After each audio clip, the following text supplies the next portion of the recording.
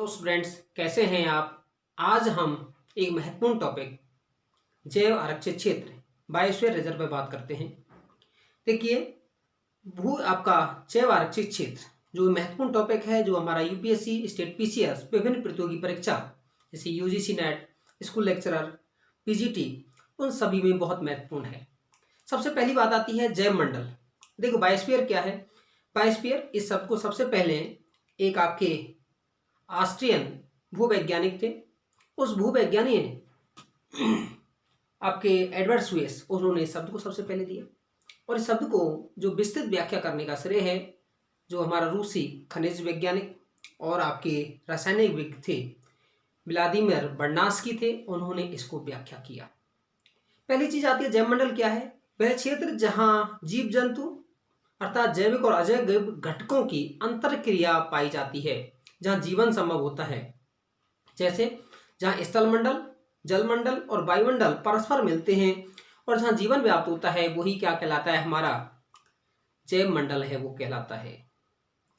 दूसरी चीज आती है जो हमारा बायोस्फीयर रिजर्व। इसकी शुरुआत है हमारे यहाँ पर यूनेस्को के एक कार्यक्रम 1971 में है। यूनेस्को के एमएबी कार्यक्रम के तहत है आपका मैन एंड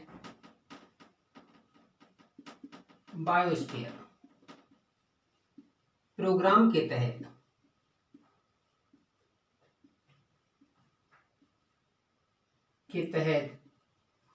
इसकी शुरुआत है वो आपकी की गई। पहली चीज है कि भाई इसकी शुरुआत करने का कारण क्या था।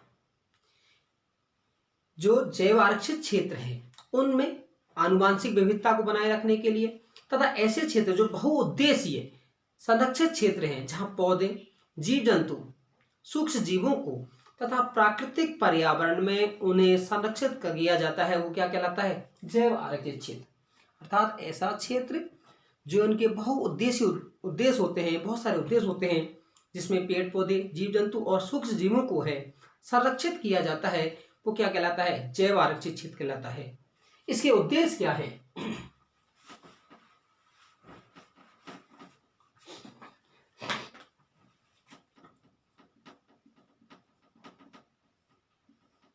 अब जब आरक्षित करने का होगा तो उद्देश्य क्या होगा कि पौधे, जीव जंतु और सूक्ष्म जीवों की विविधता का, पौधों, जीव जंतु और सूक्ष्म जीवों की विविधता का दीर्घकालीन संरक्षण करना। दीर्घकालीन क्या करना, संरक्षण करना।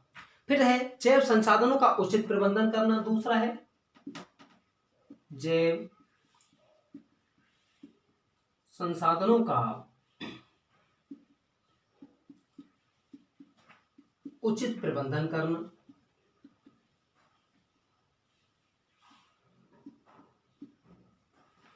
तीसरा है आपका शिक्षा, जागरूकता,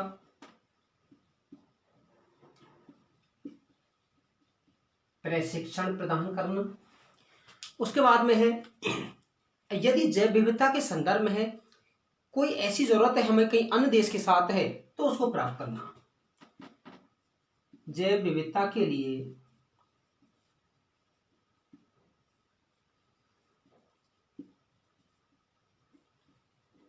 अंतर्राष्ट्रीय सहयोग प्राप्त करना।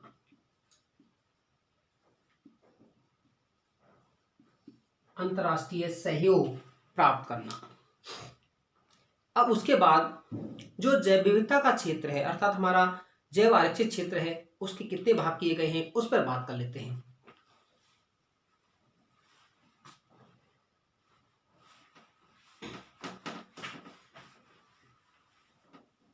देखिए बायोस्फीयर रिजर्व के क्षेत्र को हम 3 भागों में बांटते हैं। नंबर 1 होता है कोर एरिया या कोर जोन, दूसरा होता है बफर जोन या बफर एरिया, और तीसरा होता है ट्रांजिशन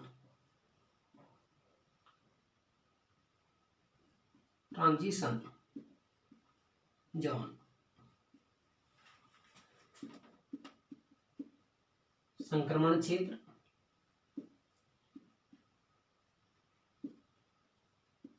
बफर क्षेत्र,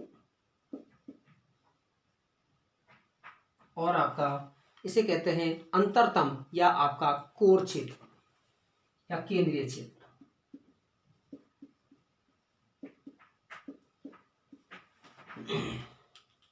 जैसे ये इसका मॉनिटरिंग का क्षेत्र होगा,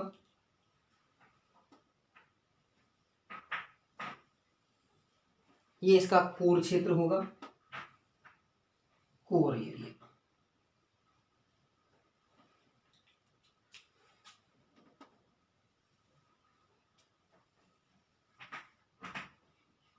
ये इसका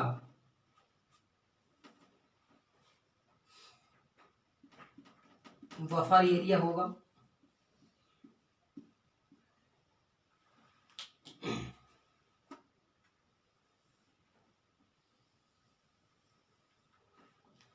ये इसका ट्रांजिशन एरिया होगा, ट्रांजिशन एरिया। उसके बाद हम बात करते हैं, देखिए यहां पर ये वाला जो एरिया है, यहां पर ह्यूमन सेटलमेंट, मानव अधिवास,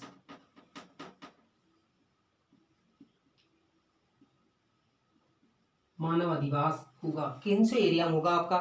आपका ट्रांजिशन जोन में होगा। उसके बाद में बात करते हैं इस वाले एरिया में, यहाँ पर ये रिसर्च का एरिया होगा। आर से आपका रिसर्च, अनुसंधान का एरिया होगा। दूसरी चीज है यहाँ पर आपका ये भी आपका रिसर्च का एरिया होगा, ये आपका पूरा ही सेटलमेंट का एरिया होगा। एम का मैंने बताया कौन सा है, मॉनिटरिंग का एरिया है। यहां पर आपका ई एजुकेशन, शैक्षिक क्रियाओं गतिविधियों का है, वो आपका क्षेत्र होगा। ये कहा मैंने टी, ये पर्यटन का। ई शैक्षिक क्रियाओं का, शैक्षिक गतिविधियों का, ये आपका अनुसंधान।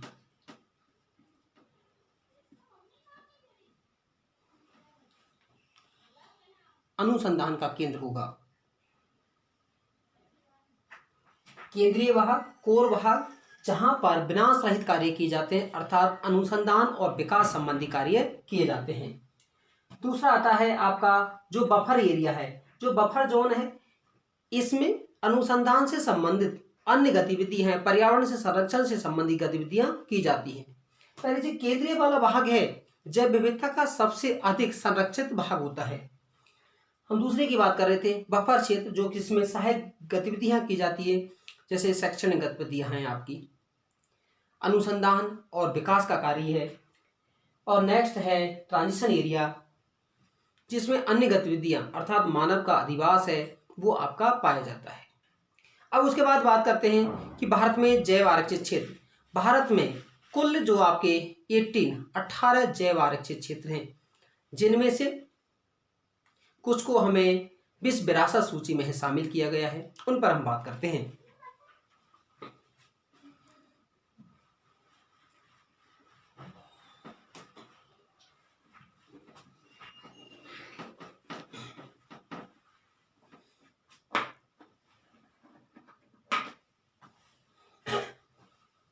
सबसे पहले है नीलगिरी।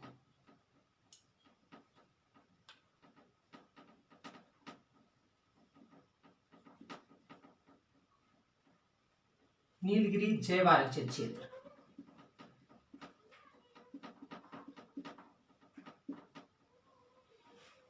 ये है भारत का सबसे पहला प्रमुख जैव आरक्षित क्षेत्र है, जो कि 1986 में बनाया गया, जो 5520 वर्ग किलोमीटर के क्षेत्रफल में आरक्षित है। ये आपका नीलगिरी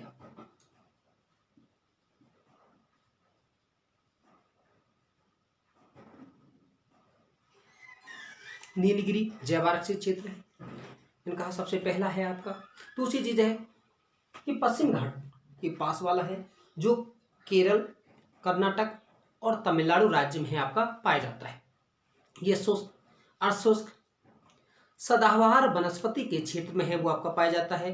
यहीं पर आपकी साइलेंट घाटी है, यहाँ वायनाड, नागरहोल, बांदीपुर, आपका जो सिरुवाड़ी की पहाड़ियां हैं, उन क्षेत्रों में आपका पाया जाता है। यहाँ पर कुछ संकटापन जो प्रजातियां हैं वो भी आपकी पाई जाती हैं। और ये भूभाग है समुद्र तल से 250 मीटर से लेकर के 2650 मीटर की ऊंचाई तक के भाग में है आपका पाया जाता है, जो कि भारत का प्रमुख एक जैव विविधता का केंद्र है। दूसरे की जो स्थापना की गई वो की गई थी नंदा देवी। कब की गई? 1988 में की गई। कहां पर है? आपका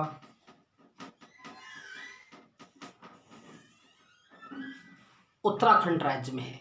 और उत्तराखंड राज्य में कौन कौन से जिले में है? चमोली है, पिथौरागढ़ है, और आपका अल्मोड़ा डिस्ट्रिक्ट का भाग है जहां पर इसका विकास किया गया। उसके बाद में आता है नौक्रेक, तीसरा जैव मंडल आरक्षित क्षेत्र नौक्रेक है, जिसकी स्थापना है 1988 में की गई। कहां पर है? मेघालय में, जो कि गारो पहाड़ियों पर है।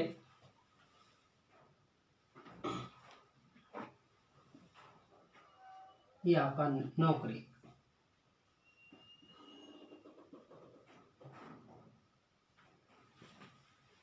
नौक्रेक हुआ। उसके बाद में है आपका नेक्स्ट चौथा है वो मन्नार की खाड़ी।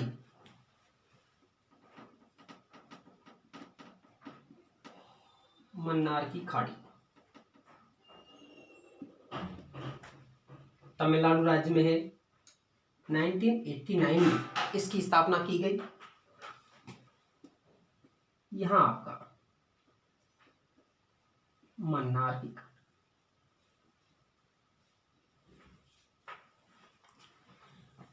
ये आपका 10,500 वर्ग किलोमीटर के क्षेत्रफल में है, जो भारत और श्रीलंका के मध्य है, जहां रामेश्वर द्वीप से लेकर के है मन्नार की खाड़ी तक पूरा भाग है वो आपका बसा हुआ है, जहां पर 21 द्वीप हैं। कुछ ज्वालामुख हैं, अर्थात एस्चुरी निर्मित हैं, कुछ यहीं पर आपके बीच पाए जाते हैं, पुलिन पाए जाते हैं।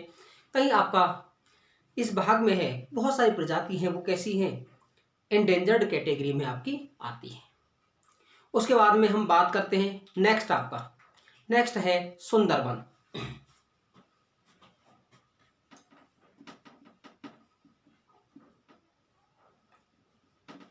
सुंदरबन पश्चिम बंगाल में है। सुंदरबन सुंदरी वृक्षों की अधिकता है यहां पर पाई जाती है। यह आपका गंगा ब्रह्मपुत्र नदी के डेल्टाई क्षेत्र में है। 9,630 पर किलोमीटर क्षेत्र में पाया जाता है।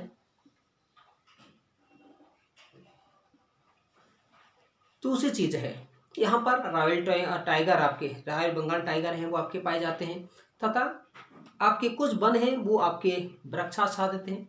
मैंग्रोव वनस्पति है यहाँ पर आपके पाए जाते हैं। साथ ही साथ है इस वाले भाग में है आपको देखेंगे जलपारा जो आपका परियोजना है उस वाले भाग में है आपके एक सींग वाले गेड़े भी आपके पाए जाते हैं। तो ये है आपका सुंदरबन, जो कि गंगा और ब्रह्मपुत्र नदी के डेल्टाई वाले भाग में वो पाया जाता है। और इसका विकास है, इसको कब आपका जैव आरक्षित क्षेत्र बनाया गया? 1989 में। 1989 में। नेक्स्ट मानस जो कि असम में है। इसको जैव आरक्षित क्षेत्र कब बनाया गया? 1989 में।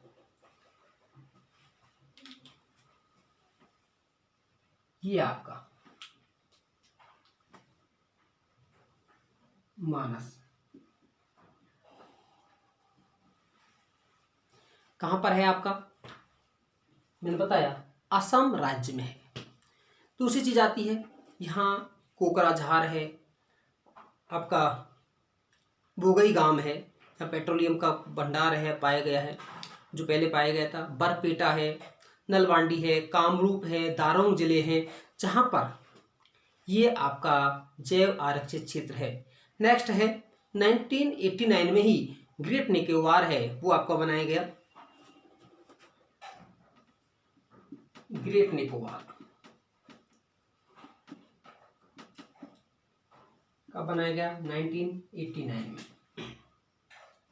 यहां पर आपका ग्रेट निकोबार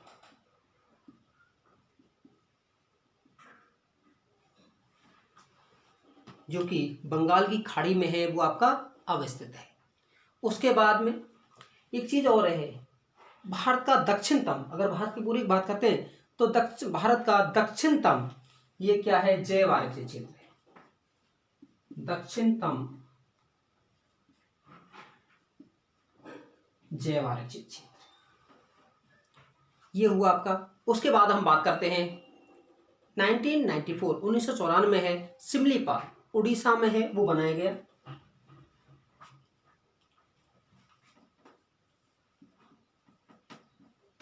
सिमलीपाल उड़ीसा में 1994, और ये कहाँ बनाया गया? उसका मयूरभंज जिला है।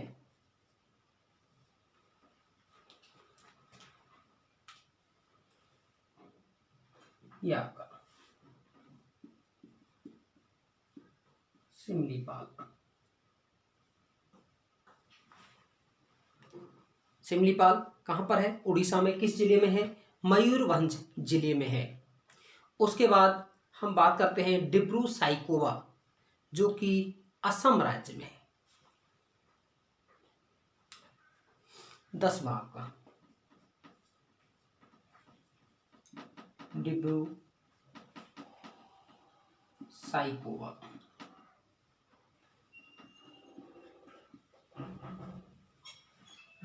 डिब्रू साइखोवा है यहां पर आपका।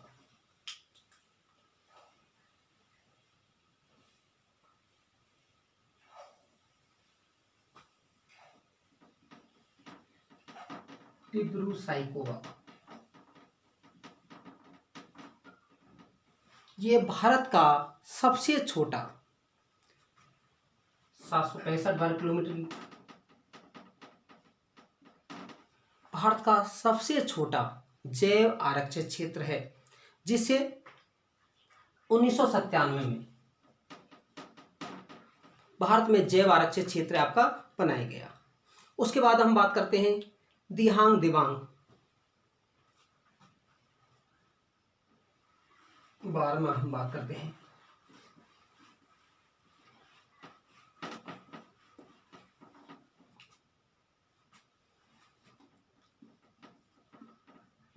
दिबांग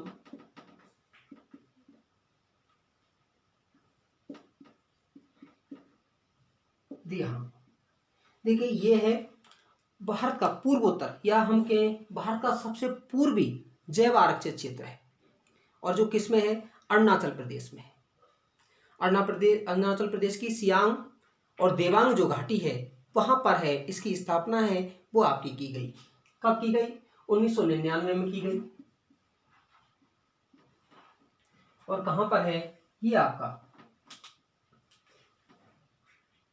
दिहांग दिबांग, दिहांग दिबांग आपका। उसके बाद में है नेक्स्ट आपका पंचमढ़ी।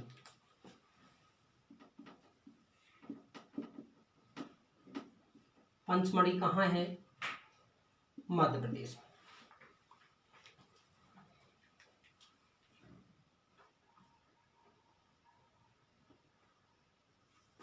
पंचमढ़ी किस में है आपका? मध्य प्रदेश में। कब बना इसको? 1999 में है इसको बनाया गया। उसके बाद में है 2000 में कंचनजंगा। कंचनजंगा 2000 में है, वो बनाया गया। और कहाँ है? सिक्किम में। कंचनजंगा जो कि हिमालय वाले क्षेत्र में है, जहाँ पर है उत्तर और उत्तर पश्चिमी जो सिक्किम है वहाँ पर ये आपका पाया जाता है। उसके बाद में है अगस्त्यमलाई, और अगस्त्यमलाई को 2001 में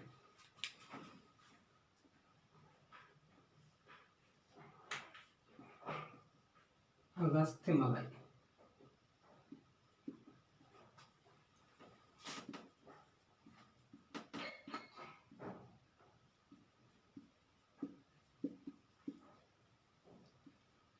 2001 में है जैव आरक्षित क्षेत्र बनाया गया। और वो आपका किस राज्य में है? केरल में है। वैसे केरल और तमिलनाडु के पास वाले भाग में है, वो आपका है। उसके बाद 2005 में अचानकमार अमरकंटक,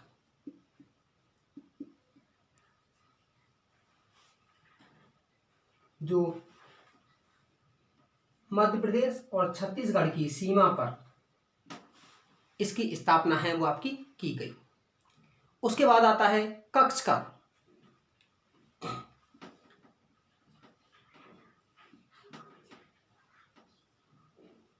कक्षकार जो कि भारत का सबसे बड़ा है, भारत का सबसे पश्चिम वाला है।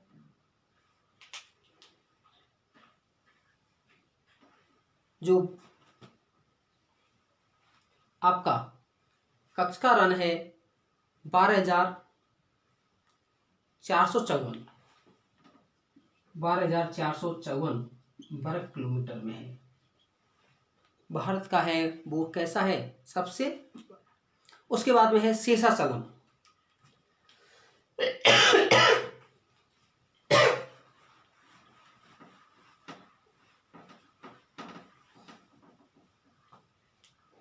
नेक्स्ट है शेषाचलम, या शेषाचलम से पहले एक और है आपका कोल्ड डेजर्ट,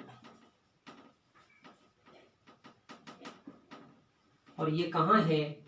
हिमाचल प्रदेश में।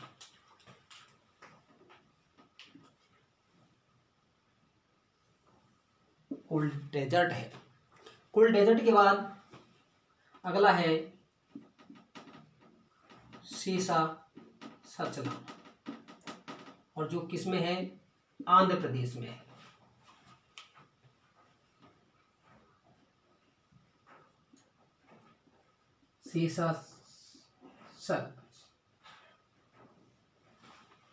शेषाचलम भी आपका लिख देते हैं। शेषाचलम है वो आपका कहाँ है?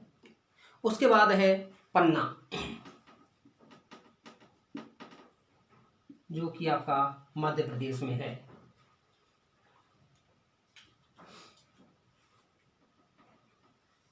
ये आपका पन्ना। ये हमारे 18 जैव आरक्षित क्षेत्र हैं, जिसमें सबसे बड़ा है कच्छ का, सबसे बड़ा।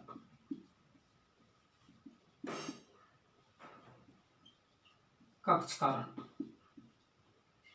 और सबसे छोटा है आपका कौन सा है?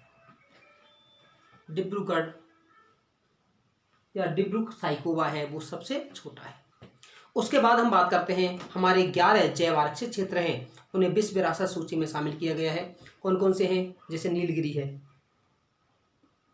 उसके बाद मन्नार की खाड़ी, फिर आपका सुंदरबन, फिर आपका नंदा देवी, फिर आपका मेघालय का नोकरेक जो गारो की पहाड़ियों में है।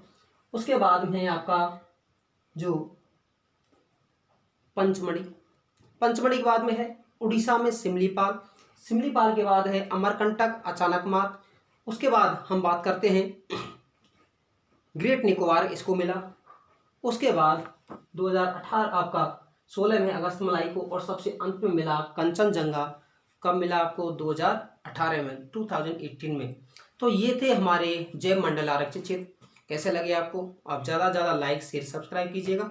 धन्यवाद।